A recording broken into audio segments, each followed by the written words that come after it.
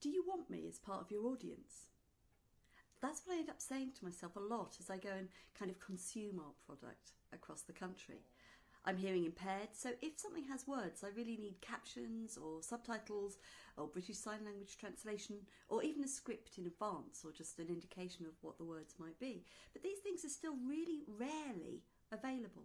They're not part of what we would normally provide, and I don't understand why.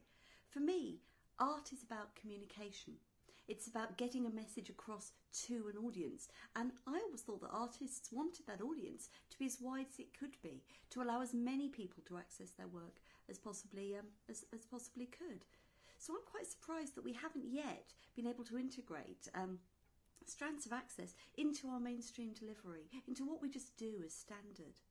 And we think, oh, maybe deaf people, it's a small audience, but it's not. It's actually quite a big audience. And also, things like that help a much wider range of people too.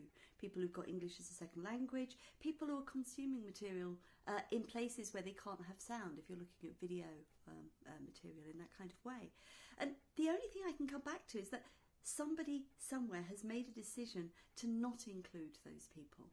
That's the only reason that I can think of for those services not being part of the mainstream. They're not that expensive anymore. Yeah, there's time, there's planning that needs to be taken into account, but it is really quite simple. So, do you want me as part of your audience? If so, then include me.